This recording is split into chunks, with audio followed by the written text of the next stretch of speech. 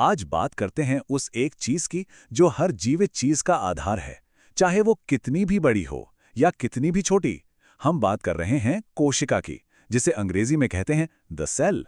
ये असल में जिंदा दुनिया की सबसे छोटी लेकिन सबसे जरूरी इकाई है। तो एक सवाल से शुरू करते हैं। सोचिए जरा, एक विशाल हाथी, एक सैकड़ों साल पुराना पेड़ और एक बैक्टीरिया जिसे हम देख तक नहीं सकते। इन सब में आखिर एक जैसा क्या हो सकता है? ऊपर से तो ये बिल्कुल अलग दिखते हैं ना, लेकिन इन सभी के अंदर एक अनदेखी, एक कॉमन बुनियाद छिपी हुई है। और बस यहीं से शुरू होती है हमारी आज की कहानी। इस धरती पर जीवन में इतनी तरह की वैरायटी होने के बावजूद भी उनकी बनावट और उनके काम करने के तरीके में एक गजब की समानता है, और वो समानता है कोशिका। इसे समझने का सबसे आसान तरीका है एक बिल्डिंग का एग्जाम्पल लेना। देखिए, जैसे एक एक ईंट जोड़कर एक पूरी इमारत खड़ी होती है, ठीक वैसे ही सभी जिंदा चीजों का शरीर, चाहे वो कोई पौधा हो या जानवर, अनगिनत कोशिकाओं के मिलने से ही बनता है। लेकिन सवाल यह है कि जिंदगी की इस सबसे जरूरी ईंट के बारे में हमें पता कैसे चला। इसकी जो खोज थी वो साइंस के लिए एक बहुत बड़ा पल था, एक ऐसा पल जिसने एक पूरी की पूरी नई दुनिया के दरवाजे ही खोल दिए। सोचिए, इतिहास में ज्यादातर वक्त तो हमें इसके बारे में कुछ पता ही नहीं था, क्योंकि कोशिकाएं इतनी छोटी होती हैं कि उन्हें खाली आंखों से देखना नामुमकिन है। लेकिन फिर 17वीं सदी में माइक्रोस्कोप का आविष्कार हुआ और सब कुछ बदल गया। और साल 1665 में एक साइंटिस्ट ने पहली बार इस अनदेखी दुनिया में झांका। वो वैज्ञानिक थे रॉबर्ट हुक। उन्होंने अपने खुद के बनाए माइक्रोस्कोप से पेड़ की छाल से मिलने वाले कॉर्क की एक पतली सी परत को देखा, और जो उन्होंने देखा वो किसी मधुमक्खी के छत्ते जैसा था, जिसमें छोटे छोटे कमरे या खाने बने हुए थे। असल में वो मृत कोशिकाओं की दीवारें देख रहे थे। हुक को जो वो छोटे छोटे कमरे जैसे दिखे ना, उन्हीं से सेल शब्द निकला। देखिए, लैटिन भाषा में सेला का मतलब होता है एक छोटा कमरा, और ये नाम उन स्ट्रक्चर्स के लिए एकदम परफेक्ट था। तो इस पूरी कहानी के बाद चलिए अब कोशिका की आज की परिभाषा को समझते हैं। सीधी सादी भाषा में कहें तो कोशिका ही वो ईंट है जिससे शरीर बनता है, और यही वो फैक्ट्री भी है जहां जिंदगी के लिए जरूरी सारे काम होते हैं। अच्छा, अब जब ये समझ आ गया है कि कोशिका क्या है, तो एक और मजेदार बात जानते हैं।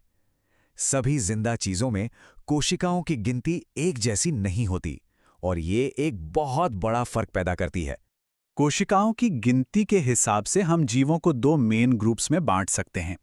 एक तरफ हैं एक कोशिकीय जीव, जैसे कि अमीबा, जिनका पूरा शरीर ही बस एक कोशिका का बना होता है।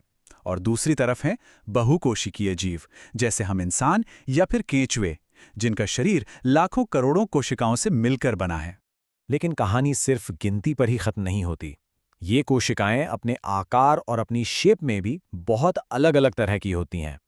और यहाँ एक बहुत ही कमाल की बात है, कोशिकाओं का आकार और उनकी शेप ये ऐसे ही रैंडम नहीं होती। ये सीधे सीधे उनके काम और शरीर में उनकी जगह पर डिपेंड करती है। मतलब जैसा काम वैसी बनावट। मिसाल के तौर पर हमारी नर्व सेल्स को देखिए, वो लंबी और धागे जैसी होती हैं, ताकि दिमाग से शरीर के दूसरे हिस्सों तक तेजी से सिग्नल पहुंचा सकें। वहीं खून में मौजूद रेड ब्लड सेल्स गोल होती हैं, ताकि वो पतली से पतली नसों में भी आसानी से बह सकें। और हमारी मसल्स की कोशिकाएं धुरी के आकार की होती हैं, जो उन्हें सिकुड़ने और फैलने में मदद करती हैं। और अगर हम साइज की बात करें तो यहां तो जमीन आसमान का फर्क है। सबसे छोटी कोशिका जो हमें पता है वो है माइकोप्लाज्मा, जिसका डायमीटर सिर्फ 0.1 माइक्रोन है। और दूसरी तरफ दुनिया की सबसे बड़ी सिंगल सेल है शुतुरमुर्ग का अंडा, जिसका डायमीटर 170 मिलीमीटर तक हो सकता है। तो इन सब बायोलॉजिकल फैक्ट्स का हमारे अपने शरीर से क्या लेना देना है? चलिए अब इसे खुद से जोड़कर देखते हैं, एक बहुत ही हैरान करने वाले तरीके से। क्या आप जानते हैं कि हमारी त्वचा की जो सबसे ऊपरी परत है वो असल में मरी हुई कोशिकाओं यानी डेड सेल्स से बनी है? और ये परत हमेशा एक जैसी नहीं रहती, ये लगातार झड़ती रहती है और इसकी जगह नई कोशिकाएं लेती रहती हैं। मतलब हमारा शरीर लगातार खुद को रिन्यू करता रहता है। और ये आंकड़ा तो शायद आपको चौंका देगा। एक एवरेज इंसान हर साल लगभग 4 किलोग्राम त्वचा कोशिकाएं झाड़ देता है। जी हां, 4 किलो।